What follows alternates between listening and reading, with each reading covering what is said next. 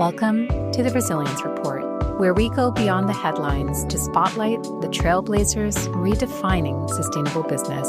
I'm your host, Lauren Scott.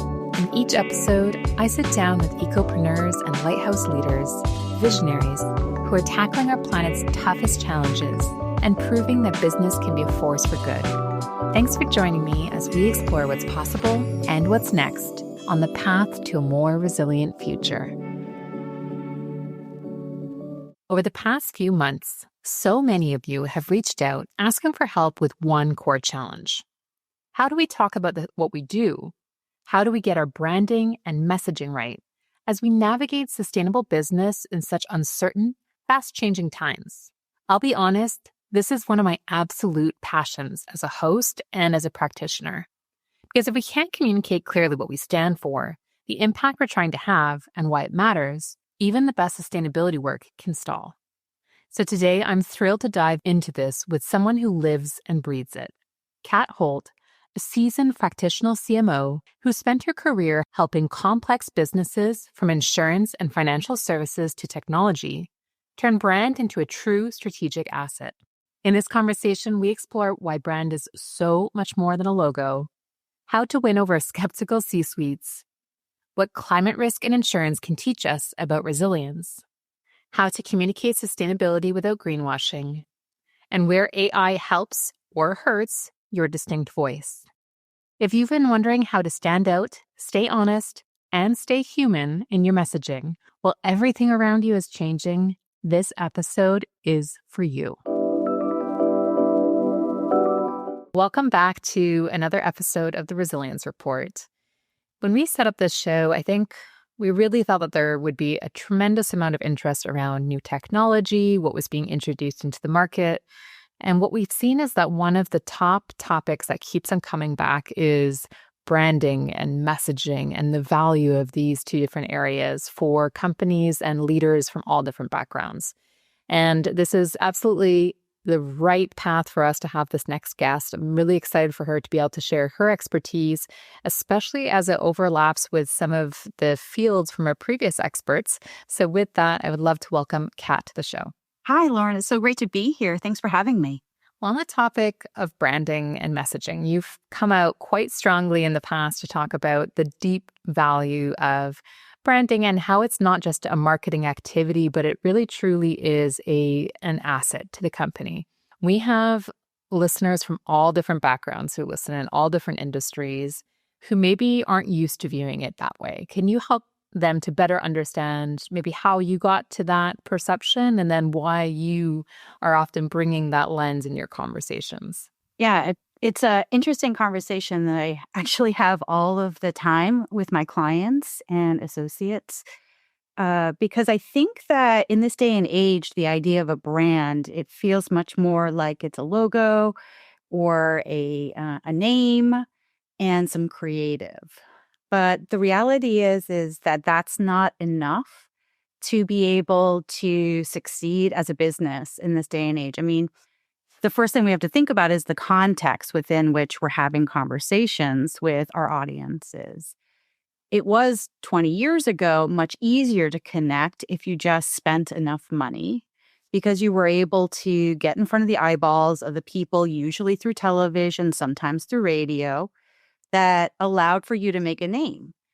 But that's not how our world works anymore. And we are increasingly as companies showing up in social contexts.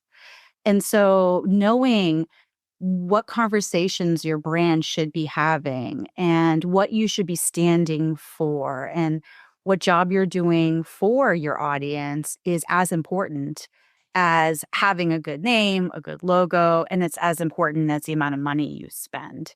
Because media is so fragmented, you have to have some kind of hook that will allow for people to notice you, to remember it was you, and to give you credit for that when a need comes to light. And in fact, there's a lot of research that indicates that strong brands outperform the marketplace. You can take a look at one of the classics, which is from Interbrand, and looking at the top strongest brands in terms of brand health relative to the S&P 500. and they have continuously outperformed. And you can't decomp all of the factors. But one very big factor that's very difficult to measure is the value of a brand. And so that's what that is. And you have to be able to know who you are, what you stand for, and frankly, use it to guide business decisions at the executive suite, at the board level, all the way through customer experience and beyond. And speaking of roles, you certainly hold a really interesting one that I was not familiar with, and I'm in the marketing world, and I would love to share that with our listeners, maybe to start there, and then we can dive in a little bit more about how you're helping companies. So the idea of a fractional CMO, when I was digging in, it's brilliant. But if you can share what that means and then how you're using that role to support your customers in the market. Sure.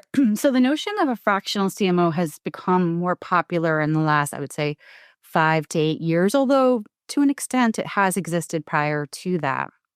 And I think what you're finding is there are a number of organizations that want to hire a CMO, but can't afford that caliber as a full-time employee.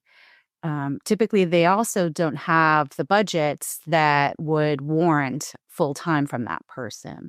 And so this category of fractional CMO is really a group of professionals that have the ability to be a CMO as a client side, as we say in my business, but are offering it as a consulting service. And what's interesting is that people do it in very different ways. In other words, folks that are becoming those fractional CMOs are doing it in different ways. I personally have been a fractional CMO all the way down to the operational and HR level, and really truly sitting at the executive table like any employee. However, I'm a contract worker. I don't treat it as such, but that is the technical role that I have.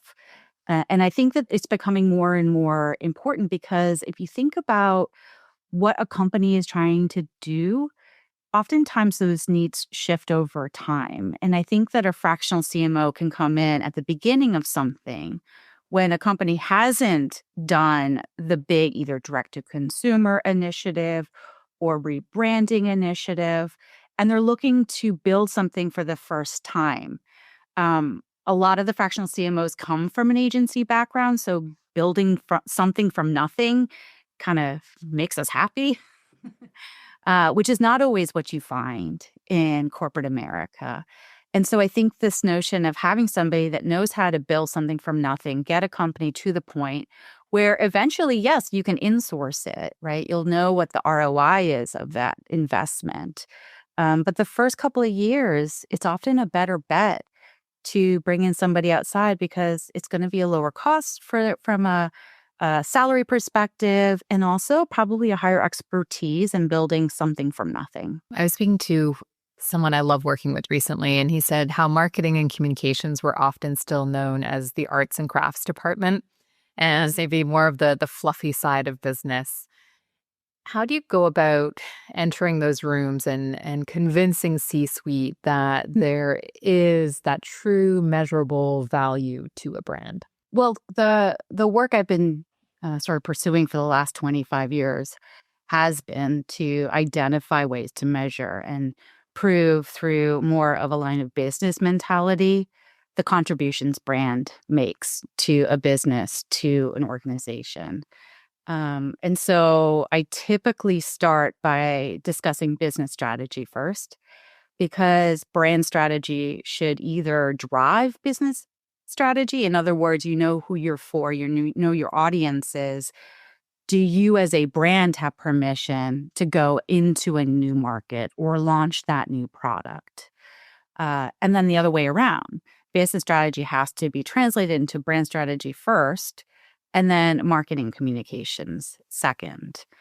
Because how you show up, how you help people believe that you can do something new or be for people that you have never spoken to before is really, truly important. And so I see it more as a business conversation first. In fact, a lot of the work that I do is more, I think, considered sort of business or management consulting.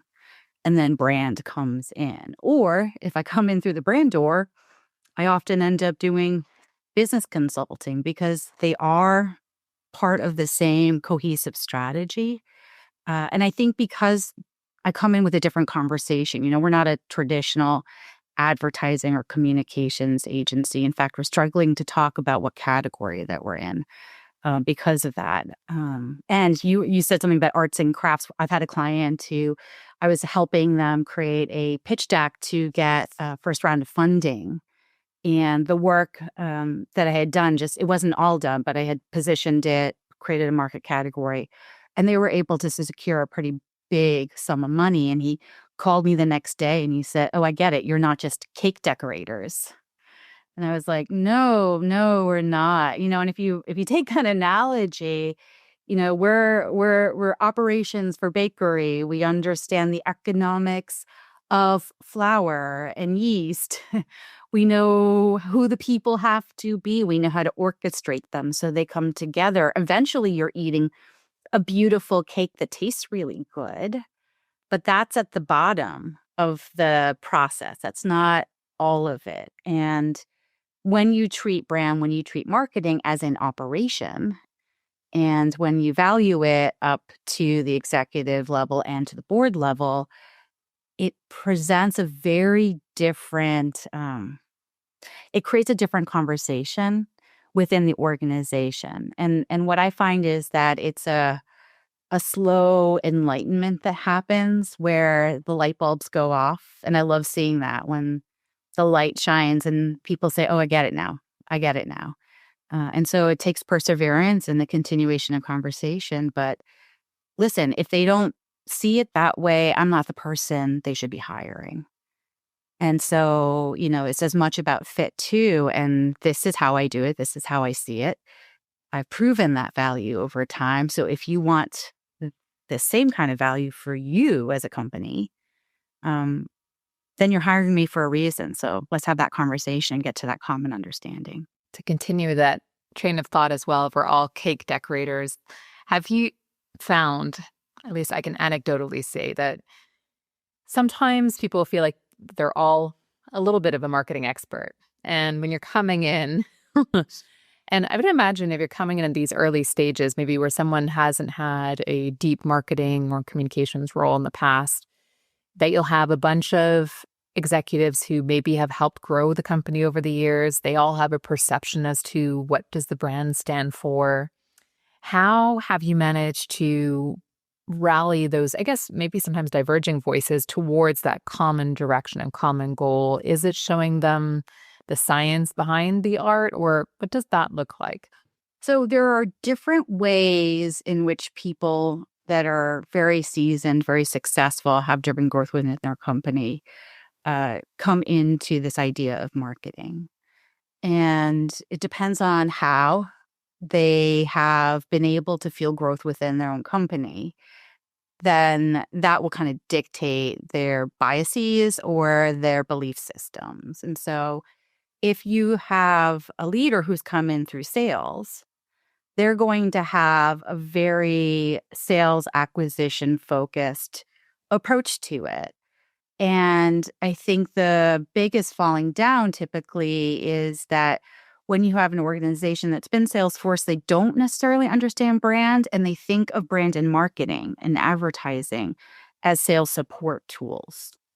And they don't understand that every single interaction is in fact brand building. And so they have to think about how are they going and having conversations that yield a lead that has a sale at the end of it.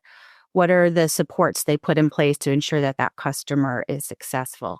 How do those experiences show up? All along the way, there should be some higher value that your company is providing and that you as an organization will continue to provide. And oftentimes, it's the story of the sales folks or the account managers that are, in fact, the forefront of what a brand story can and should look like. If you've come in through a founder mentality, then the whole notion is, well, this is me, right? There's very little division between a founder's identity and the company that they have, in fact, started.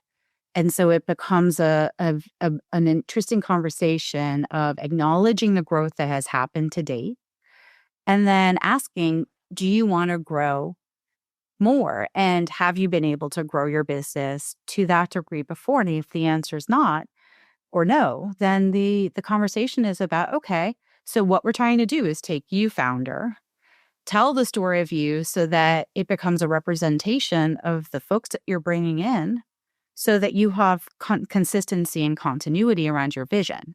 So it's almost like taking a personal brand and turning that into a company brand and showing them that the legacy lives forward when brand is managed at the executive suite. And then the other side of it are folks that grew up with, P&Ls and Excel spreadsheets. And oftentimes they've touched acquisition marketing in some way. And what they want is to have some data point that they can put into a predictive model that says, if I spend this amount of money, I'm going to get Y amount of money back. And that's fun for me. I love doing that.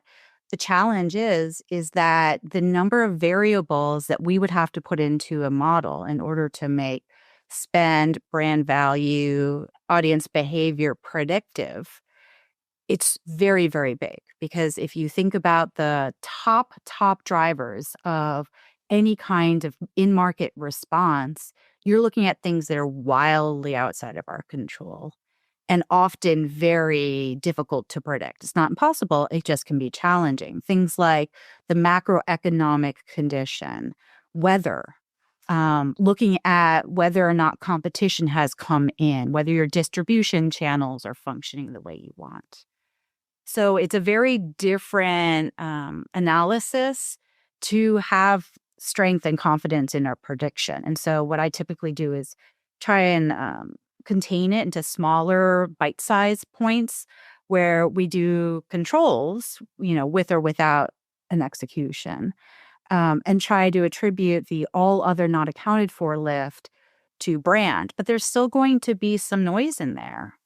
And so you have to work with folks that are very, very comfortable looking at linear or collinear or some kind of association and say, well, this doesn't work that way, but we can get pretty darn close. Very helpful. And I love those different lenses because you're absolutely right, depending on where someone's coming in from. A very different approach to what their perception is of success in that area. You're working in an area that I think maybe I wouldn't necessarily always associate right away with marketing and certainly your role as a fractional CMO, but instead of maybe the more traditional consumer goods world where it really is top of mind, you have really helped companies in the insurance and financial services areas.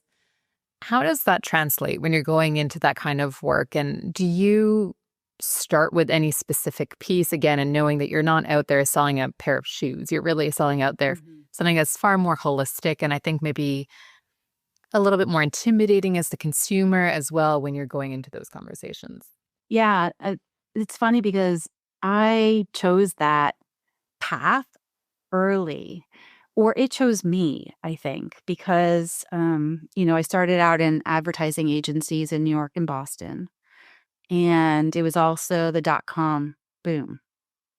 And it was also the beginning of websites, and everybody had an eye something for their website internet practice, right? Because digital was burgeoning and it was becoming something that everybody was thinking about. Clicks and mortar was the beginning stages of my career. And what I found interesting is I get bored easily.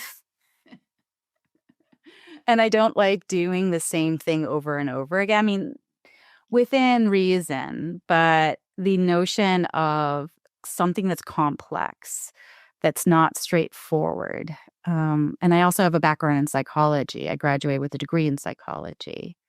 But I'm also a musician and an artist. And so bringing this idea of, wow, this is really complicated. I wonder how people feel about it. I wonder what kinds of stories we can talk about that will give them a sense of ease or trust or empowerment so they feel good about making that next decision. And so for me, it kind of checked all the boxes. And so I like to say that I operate in the world of intangible and complex because in addition to financial services, insurance, which is it's just a contract, it's a promise that if something bad happens, the company is going to help you recover financially. Same is true for technology. I have a lot of technology in my background, and right now is fairly interesting because a lot of it is becoming sort of cloud-based, AI-based technology, and everybody's rushing in. And the thing about technology is that the product people, the salespeople, they want to make promises about what a product can do that's on the roadmap. And so you go out and you launch it and you say, this is the greatest thing since sliced bread. Oh, by the way, this bread is sliced. And then the next year they come back and they say, guess what? It's really sliced this year. And you look at them and you're like, well, but you said that last year. How are you going to tell the story that explains it and builds on that trust, right? And so, I think that's actually why there's the whole trough of disillusionment for Gartner and other of these analysts that are looking at false promises and whether or not an organization can deliver on it. That kind of complexity and parsing out what the value is, where a product is right now, I love that stuff. And I find it really interesting. And I'm that dork that likes to learn about new things. Pretty much that person that you can invite to any cocktail party and talk to anyone if conversations about what do you do for a living, you probably know way more than the person should. How whatever category you're talking about, because I'm a perpetual learner and I'm a perpetual teacher, and I find it more interesting than sneakers. In sneakers or in some of the direct to consumer, it's the product design that sells. Yes, there's brand, there's marketing. There should be brand in the essence of that design. But at the end of the day, the work that is being done from a happy sales perspective is typically in product development. That's not the same in, enterprise technology, consumer technology, financial services. In fact, it's very rarely the case where there is true product differentiation that becomes the reason people want to use you. And so when brand matters, that's where I like to play. That psychology background, I think, is so key too in terms of understanding and how we message.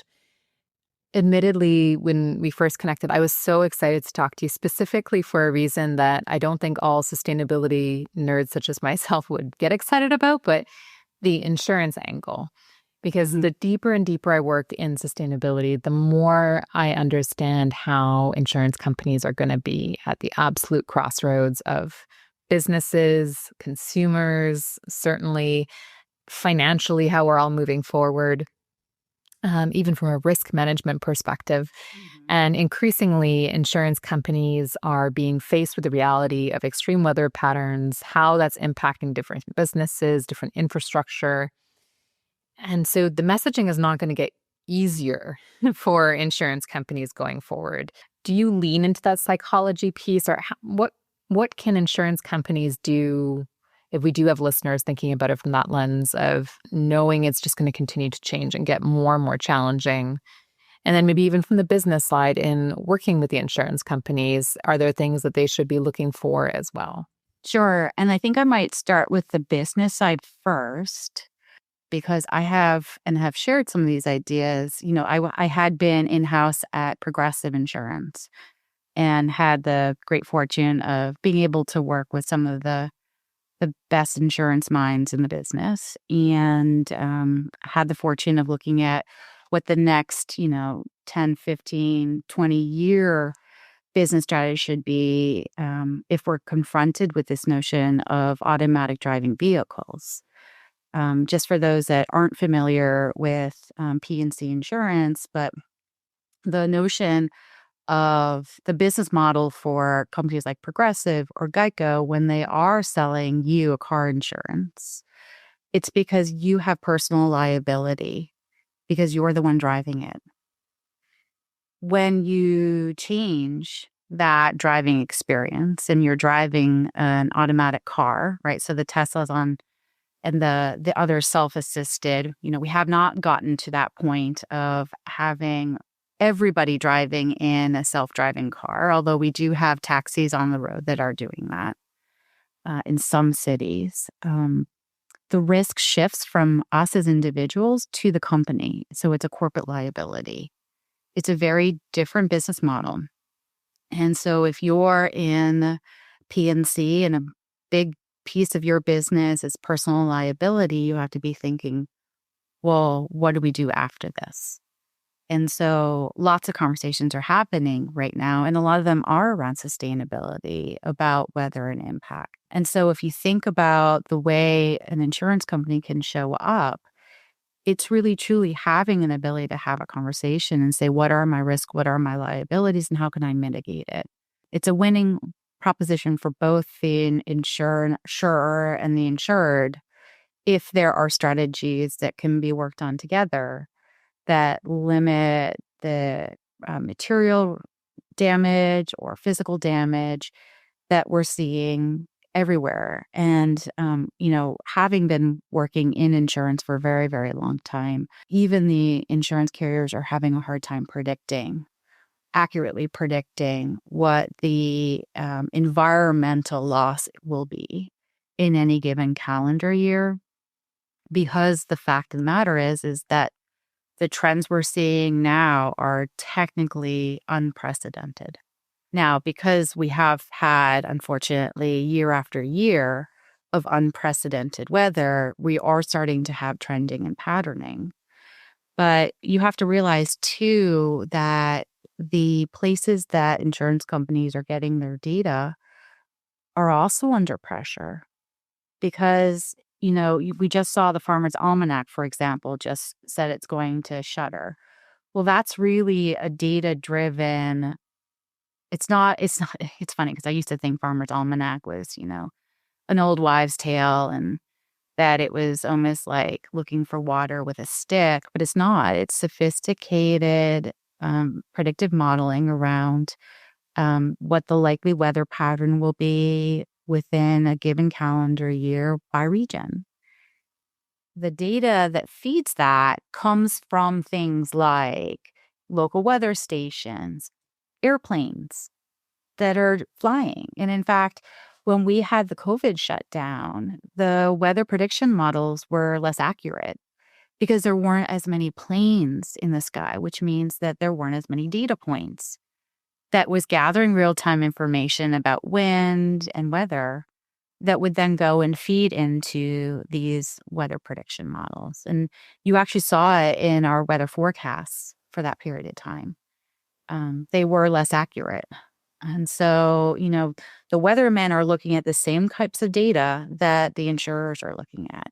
I think the weathermen are looking at it a shorter period of time, forward facing, but I know less about that. So I'm sure someone in your listener group would say that's not true, and I'd love to learn more about it. But insurers are definitely trying to predict much further because that's how they ensure that they're able to pay out in any of the claims that are filed in any given year. And so if you have more flooding, that means you have a customer base that's going to have their cars declared totaled.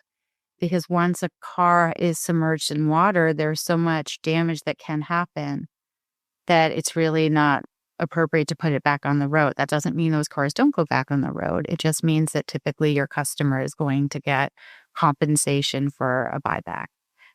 If you have a lot of hail, that's physical damage.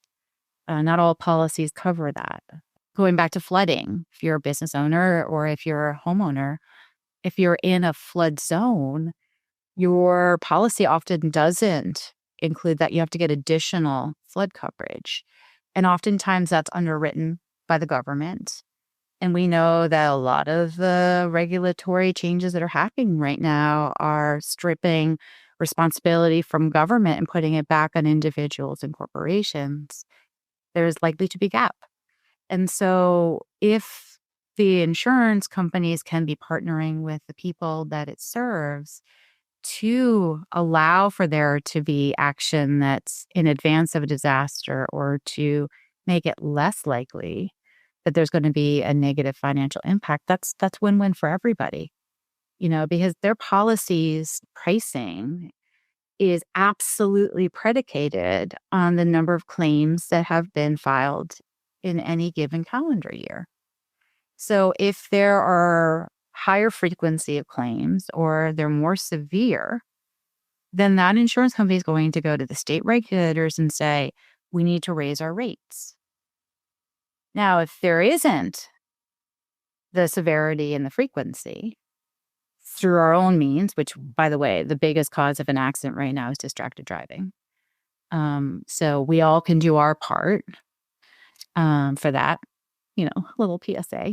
Get off the phones, guys. And no, you can't have a business conversation and still be paying attention to the road. So if it's that important, pull over. So I think that we can come together, and I think there can be a partnership, but we're going to have to make some changes in terms of how we live and the work we feel like we have to do in order to be ready for some of these environmental shifts that aren't going to go away. And some of these shifts have really been from taking the responsibility of talking about sustainability initiatives from maybe purely the sustainability teams, and it's now having to become part of the work done by the marketing team, certainly compliance and legal teams as well. But as companies are thinking about how to talk about their work, and that responsibility is coming back to the CMO within an organization, that responsibility is there. Do you have guidance that you're providing your customers at the moment? If from a regulatory standpoint, to your point, there are a lot of changes. We're certainly seeing it in Europe and Canada, part of the US as well, from how you can talk about sustainability initiatives. So any advice that you would have there as well for our listeners would be great. I do see brand as an articulation of a company's purpose or mission, and it should reflect the culture.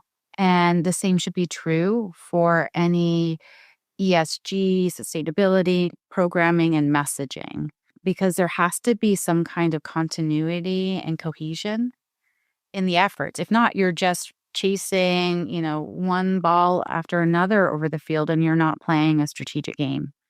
It's too difficult to manage that. And so I think it all comes back to the same core of knowing who you are, knowing what's important to you as an organization, and also, I think probably more importantly, what's important to the folks that you serve. If I take a look at the volatility that's in the global market, and it's shared volatility because we are such an integrated global, commerce ecosystem today. I think what's happened is there is a return to an expectations that companies will be investing more in the betterment of the communities that it benefits from. And I've used this story before, but I'll say it again because I do believe you can do good while doing well. And I also often encourage all my clients to have a higher purpose, give back kind of initiative, because it's genuine reciprocity. And, I look to some of the old barons of the oil and the steel industries. I lived in Cleveland for 5 years, and there's a very, very amazing section of town that has a bunch of museums and cultural institutions there. One of them is the Museum of Art for Cleveland. Well, that it continues to be free admission for everybody. Why? Because the Baron said that, in order to have a workforce that is happy and able to kind of come back to work and to do really difficult jobs, they have to have something to do in their free time that is constructive, productive, community serving, family serving. And they created this endowment for the museum. They created the museum, and it continues to be funded by the endowment for the citizens of Ohio. And that's true for other museums in the area. And I think about how amazing that is, because it's not like the oil and steel barons had a great reputation from an ethics perspective, right? Their work conditions were not fantastic, but they also were doing this. And, I think that It's something that companies should be thinking about, right? Especially ones that have massive marketing budgets. What if you actually put that towards something that is going to create a more sustainable future for all of us? Um, you can still tell stories about it. You can still build your brand reputation and also do something for the greater good. And so, I struggle to explain what that is because if you use the word socialism, people are, cringing.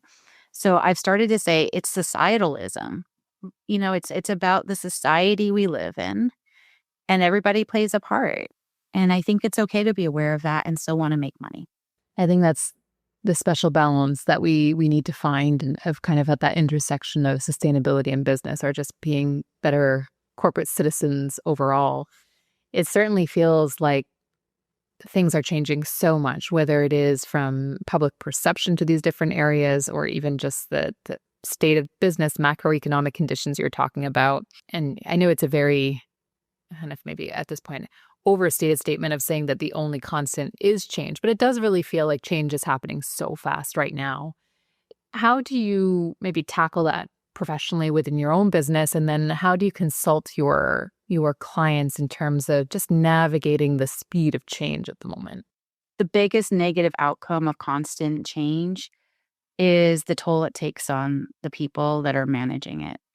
And if you have a culture that just wants to perform no matter what, and that has a ethos that creates competition without collaboration, I think what you end up creating is a group of people who are running fast but running scared, and that can often translate into business decisions that don't truly serve the long-term needs of that organization.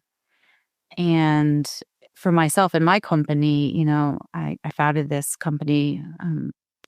Dino Catania and I founded it over 4 years ago. So we're in our fifth year, which any business owner knows that if you can get to 5 years, the likelihood you're going to get to 20 is really high. So we're just going to keep on plowing away here. But we did found it because we are both corporate refugees, because we both were not treated well or did not want to be a part of a culture that kind of ate its own. And we founded it with this belief that you can do good work with good people and still get ahead. Maybe we're taking it a little bit slower, but I'd rather build it right for longevity. And so we do have an expectation that if we're working on something, we're a team. We don't have surprises. We work with each other. With our clients, it's one team attitude too. We're not presenting at, we're collaborating with. And if there's an issue either on our team side or on our client side where people aren't being treated well, we have a conversation because the teams that succeed in an ever-changing world succeed because there's a trust that their humanity will be respected. There is a support of fail and fail fast and then learn and move forward. And so we create situations where, I'm asking my team to do things that are really hard or have never been done before. Remember, I started by saying I don't like doing the same thing twice. Now, it's one of the reasons I can't be a cog in the corporate machine, but it's not without help. And I'm not asking people to do something that I don't already think, given all the time in the world, I could do. So I offer that help to make them successful when they need it in order to have them at least show up. And frankly, if there's a failure, fine. But we did it as like a joint contract, right? We're going to try this thing and we'll be honest. It may work. It may not. Here are the risks of doing it and here are the risks of not doing it. Let's have a conversation. And that test and learn, being comfortable with test and learn, being comfortable with the unknown, and doing so in a way where it doesn't trigger anger or fear or those negative responses that uncertainty can trigger in all of us. I think that's the most important thing a leader can do in this day and age, because the reality is, you're right. It does feel like things are changing at an incredible pace. We have to find a way to be okay with that and also lead so that the growth is with people. It's not at the expense of those people. I think I had a physiological sigh there when I was listening to your approach. I think it's so important right now. To your point, it is a little scary, I think, with how fast things are changing and everyone is just bracing for impact a little bit. But if we can create those cultures within our teams where it's safe to learn and to grow together, I think that is so key. One of the areas that you can't go anywhere without people talking about, and especially as it pertains to marketing and branding, is the use of AI. I think it's been very interesting to watch perhaps those whose voices weren't as strong be elevated over the past year and a half. At the same time, I'm also seeing a little bit of a homogenization of voices where it feels like because of that, everyone's starting to sound a little bit more and more the same. What are your thoughts on AI in the marketing and branding space? And are there opportunities where you see it being a good thing? And are there other areas that are making you maybe a little bit more concerned as we go forward and for your customers? So I will be a complete fan of AI. I love it. I absolutely adore it. I have three teenage daughters. I'm a single mom doing this as well, and my oldest is actually studying sustainable agriculture at University of Rhode Island right now, and animal sciences. So this is a conversation we have often in our house. And I think a big problem with AI right now is understanding the offset of the energy drain it has, and what we can do as a result of that. And so I will caveat anything I say next in an understanding that we're not there yet. Although it's interesting if you take a look at how different countries are adopting AI, in the US, it's very much been around the technology itself. In China, it's been about the energy and the energy network that's going to allow for there to be better usage and consumption of AI. And so I do think that we have to take a look at both because everything's a balance. I haven't heard enough about the energy sustainability conversation in the United States or North America around AI. So I think that's missing. But when I think about those tools, you're a female leader, business owner, executive, so am I. And I see AI as the great equalizer, particularly for women, because historically we have had to work harder to get something that our male peers have gotten without that much work. In fact, if you take a look at the age of entrepreneurialism, with men, it's much younger. It's 20s and 30s. With women, it's older. It typically is 40s and 50s. Why is that? Because we historically have felt like we're not ready for the next thing, whereas men have historically felt entitled to the next thing. Why am I saying that? Because I'm not sure that dimension of thinking as a female leader that you have to put in all of the work to be sure and confident in a recommendation is going to go away. I will tell you, AI makes it a breeze. And I think that the key to AI is understanding that, like any other tool that you have at your disposal, it helps you do what you do better. It doesn't replace what you do. And we have to remember that AI was created as if it was a human. And the way I think about it is, whether you're using Gemini, Copilot, any of the other generative tools that are out there, let's not even start talking about the embedded AI and bespoke tools, which is also an area that we are in. We're in fact developing AI products for clients right now. Mostly because their value proposition is going to be disintermediated by AI. And so how do you continue to serve your audiences and prove your brand value when AI is coming to threaten it? And so that's how we think about product development and AI. But if you think about you and I as leaders and how we can use it, even as marketers, it's almost like your intern. And you have to ask an intern very specific questions in order to get an output that you want. Oftentimes you have to ask that intern to do it again a couple of times. Oftentimes you have to feed it information so that it has the context for the answer. That's true for AI. And I just went from a person to AI there, so apologize. But I think that's the way to think about it. And so the way I've been using it is by doing the work. But if I have to get smart on a topic, sure, I'm going to ask AI to summarize that research for me, making sure that I'm asking for it to only go after credited sources, right? So it has to have a .org or .edu or some kind of authority within it. I am going to ask for it to help me write a deck from a very specific strategic outline, only because I would ask an intern to do the first draft. I'm not going to turn that deck in at all. And in fact, it's going to change very much. But at the same time, it allows for me to show up and be there for my kids and my clients and my company and still get the work done. And so I do see it as an incredible tool for knowledge workers. And I think that every knowledge worker should be embracing and adapting. And I promise you, it's not as scary as it seems. It feels weird at first because you come to this screen and it just has a question search bar. And you're like, how do I use this? Like, we kind of want more buttons. And the reality is it's a conversation portal. So just start talking to it and doing it in an inquisitive way.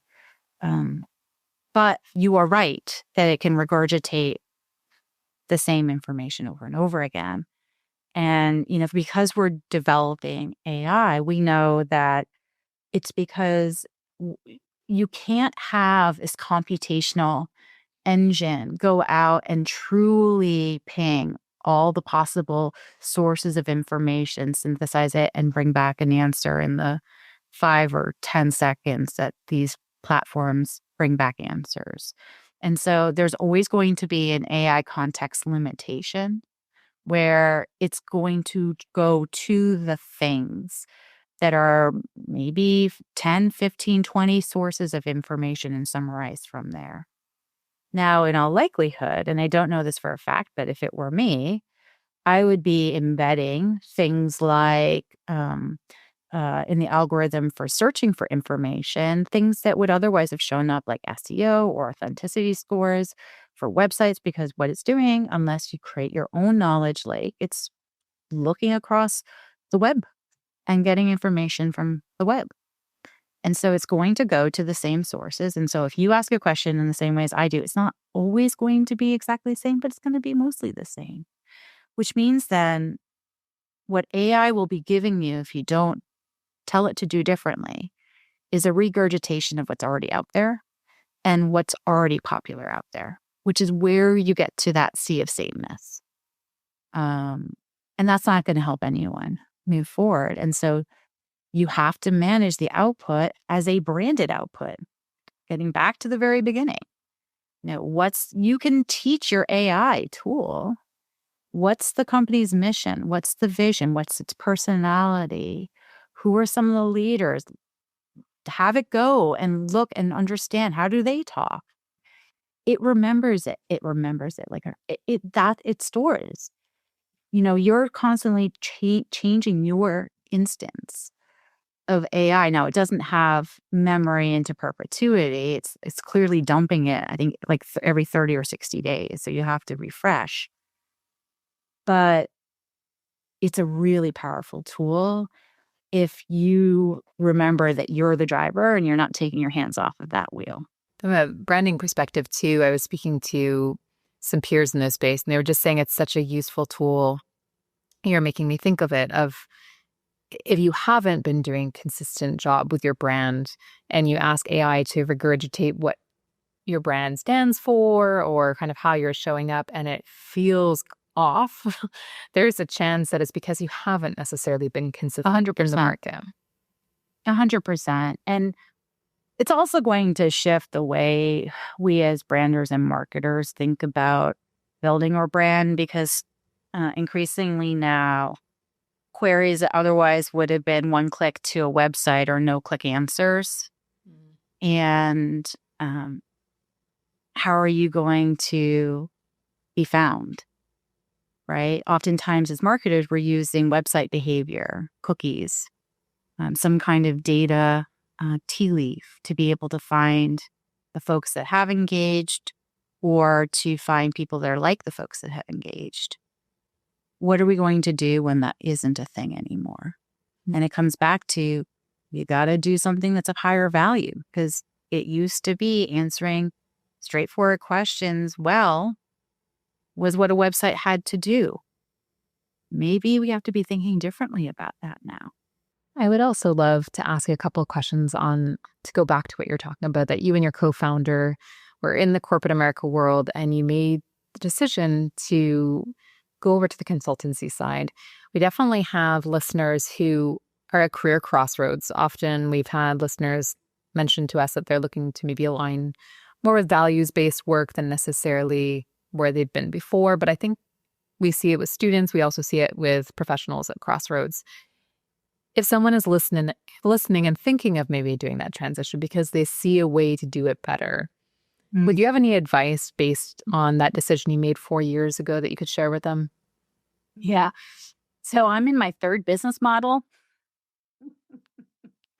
So I apply that give myself grace, test and learn approach to even the business that Dino and I founded. And that has to do with shifts in client needs, economic realities, knowing a bit more about running a company. This is the first company I've launched. I have helped another company so far, and I'm looking forward to, I just incorporated a third just a month, this month actually. And so I feel much more prepared to begin that journey now than I did when I began this journey in September of 2021. But I would say that, again, I'm a female.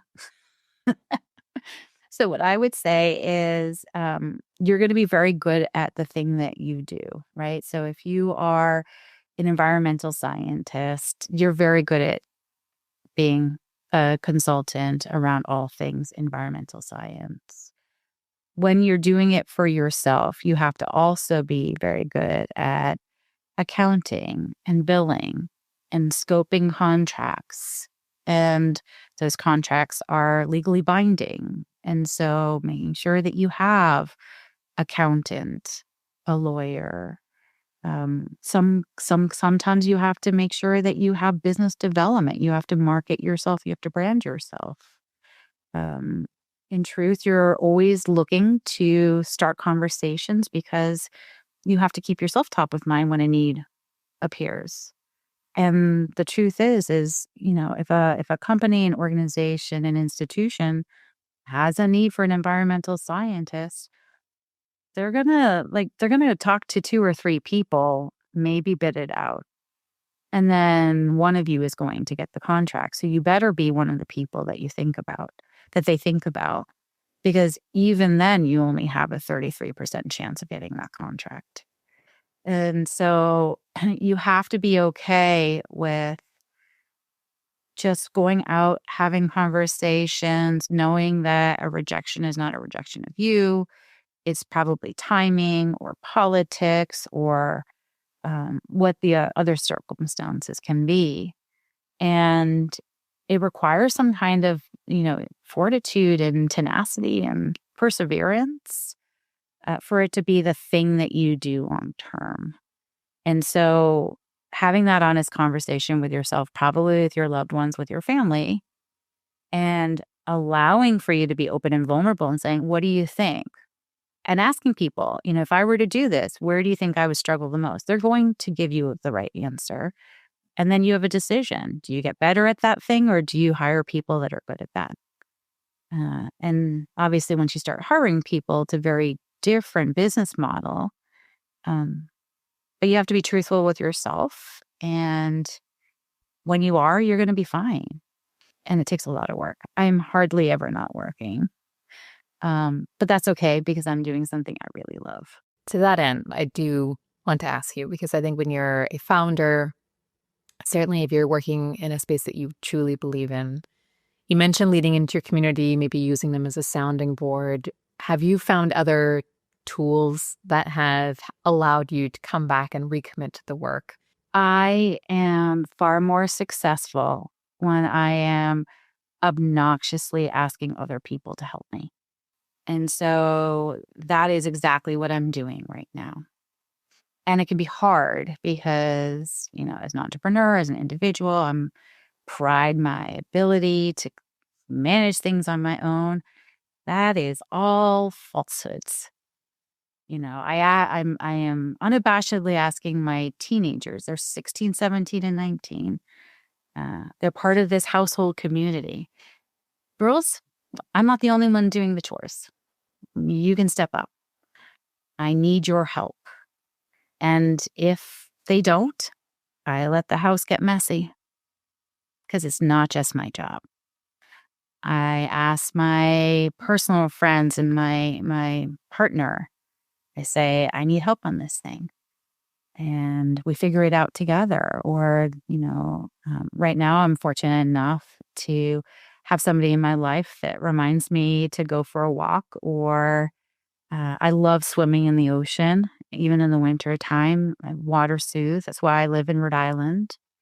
And it's just a reminder because you can kind of get in that Energizer Bunny mode, and having somebody that you're willing to listen to, and you have to stay willing to listen to.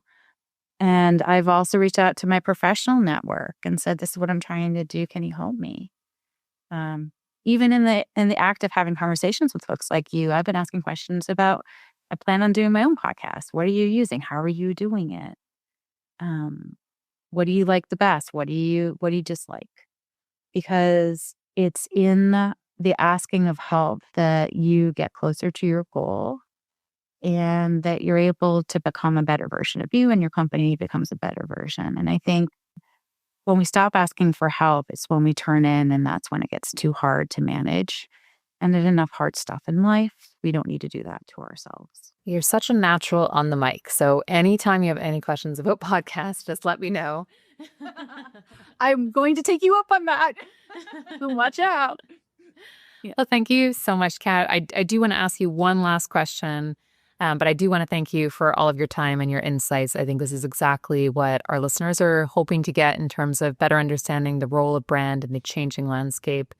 So we like to end every episode with the same question, which is, what do you think it will take for businesses and leaders to be resilient going forward? I think it's going to take humility and humanity. We have to be humble enough to know that we don't always get it right. And we have to have the humanity to know that we're on this planet with all these other people and we're all connected. And that matters. And I think that if more leaders act with humanity and with humility, then we'll have an entire new generation of leaders that are going to rewrite the book on what it means to be a business leader in this interconnected global world that we live in. And I hope for that. Humility and humanity. I love it. Thank you so much, Kat. I really, really appreciate your time today. Thank you. This was so much fun, and really, really love this conversation. It's really fantastic that you're having these for folks, because I think the topics are super important.